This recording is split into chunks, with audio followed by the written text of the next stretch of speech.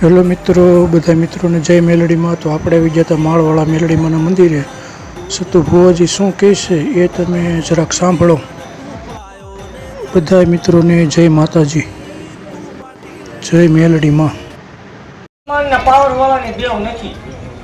અમુક એમ કે શનિ રવિમાં એકની એક વસ્તુ જ બોલે છે, પણ એકનું જ બોલાય એટલું પાળે હતા, પળાય એટલું જ બોલું।